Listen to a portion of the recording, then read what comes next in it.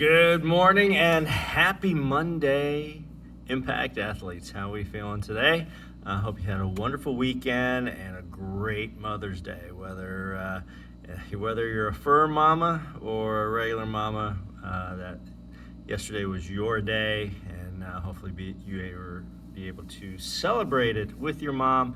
If she is long since passed, like my mom, day full of good memories of her, and just a really good time. Autumn and I spent some time with her mom and her grandma, and so Mother's Day was a good day. Nonetheless, let's get into our workout for today. A lot of offset stuff, and offset being very symmetrical when we do a push press. We're going to be offset a little bit, so we're going to have a little bit more work unilaterally and a little more of a guide on this right side, and it also puts another force vector into our work, which is an anti-rotation thing. So yeah, we can do a transverse plane, which is rotation, or we can do an anti-rotation. We have a force coming this way, and we're trying to resist that force to be able to move. And it's a couple good ones today. Gets us thinking in a little bit different manner. So what we have, you can use your DVRT bags today if you happen to have a couple different ones, or you can adjust the weights, go heavier a little bit in the deadlift. And if you can handle the overhead press with that weight, that's great. So if you have to go back and try to equal out the overhead press with the deadlift weight, that's still fine. We're still getting the motion down. So we have offset deadlift. We have offset overhead press. If you have a kettlebell, that's great. If you can use a water-filled jug, anywhere 7 pounds, 8 pounds. If you have something, just a heavy object, a small dog probably wiggles too much to get around, but I'll show you that one. And then we have side lunge, bent rows. A little bit easier than that description, but I think you get the picture. And then also high plank walks. So today you will need a chair or a steady surface to be able to execute that. Our finisher is going to be Sally up, Sally down, one we did 4 weeks from today. So I'm going to gather the equipment that I need. So I'll be off frame for just a second, and then we will get into the description of our workout. I'm going to do a barefoot today, just because I think it's not necessarily a bad thing. I show all of these with shoes, but you know me, we want to do barefoot training as often as we can. All right. When we're in our deadlift, nothing really changes. If you have the 20-pound bag, which is the red one, or the 10-pound that you can load up a little bit more, you'll have a handle on the outside. Once you get into the blue, this particular orange one, or the gray burley, you're going to have this flap that you curl under and grab that way. So just like our deadlift, you're going to grab the neutral handle on one side, but then either the handle on the outside or that flap, and we're going to deadlift. It's still our same hinge pattern, but you're getting a little bit more force in this left side as I have picked it up. Now, obviously, alternate rounds and work that other side as needed. Now, overhead press, basically the same way. We're going to grab the neutral handle. We're going to get this in a little bit different position. We're able to get it to the fist on one side, but we're here on this other side. So you can see my left elbow underneath me. I have this one flared out a little bit. This is more of a guide hand. So overhead press, you can either dip and drive or go strict. I'm going to be out of frame here. I'll back up.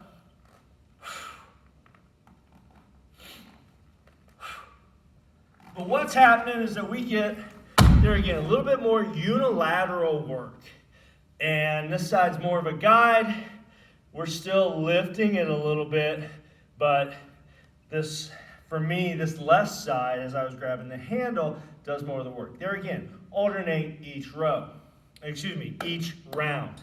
Now, for the kettlebell around the world, very simple, really.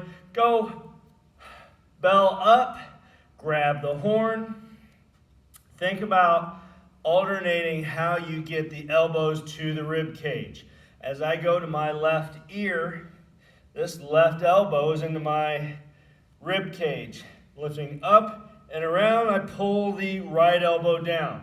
I want you to go one side for one round. Now, as you do this, make sure you're not scrunching underneath. Stand tall. Ribs are underneath, or ribs are pulled down, hips are underneath you. All right? So go, if you go to your left ear first, then go to the right ear on the other round. Our side lunge, bent over row. There again, we're going to get neutral handle. And so we're incorporating a lunge and a hinge. So we get good frontal plane work, sagittal plane work, but we're also getting our row in to get good scapular motion through our shoulders. And it looks like this. So what's going to happen is that we're in a dead hang, step, hinge, row. Back to the hang, up, go to the other side, hinge, row. Up, get that little hip extension, boom, boom.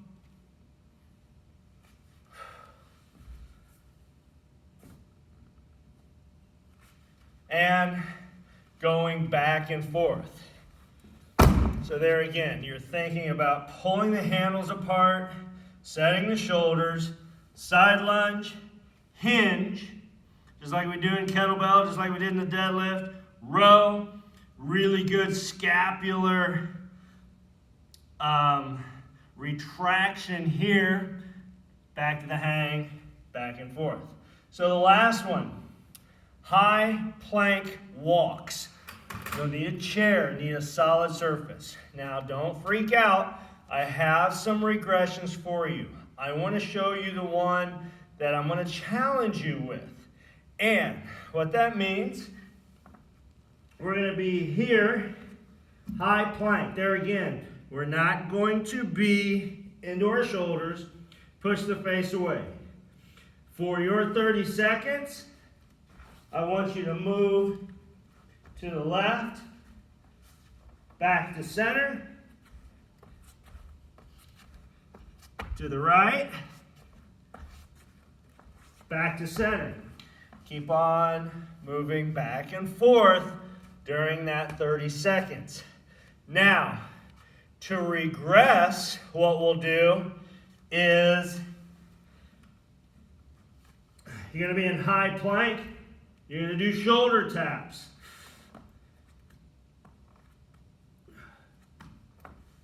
Think about that tray of drinks on your back. That shoulder tap, I mean, we're not doing this. We're not trying to beat flies off of us. Be very efficient and purposeful in your motion. Half second to a second hold, half second to a second hold, back and forth. If all else fails, and you begin to struggle there, regress down into just an elevated plank, but push that face away from the ground. Hips are tucked just slightly, and we're in a nice strong position. So those are 3 different positions. I want to challenge you on the walking, that half circle walk. Lastly, we're going to do Sally up, Sally down, beast toe taps. We've done these before. Did them 4 weeks ago. Now, you have to think a little differently because the beast position is our Sally up. That's our transition point to go into the toe taps. So we're in beast for Sally up. We're going to hinge. Left hand touches right toe. Pushing, I'm out of the shoulders when I'm here. Touch, back, beast. Sally down. Sally up. Sally down. Sally up. Sally down. Remember the holds and the transitions. You guys are going to be amazing at this workout. I know it. Check your email for a message from us on Sunday night. You'll also see a post it's just going to be ahead of this one on our Facebook group in regards to what's happening this week. So please get in contact with Autumn so you can set up a time Wednesday, Thursday, and Friday. We'll know more after the governor talks later today or at 11 o'clock and gives us our orders for what we're going to do. Fingers crossed, we're going to be back open on May 18. See some more information here this week. Have a great one, and I will talk to you soon. Know your impact.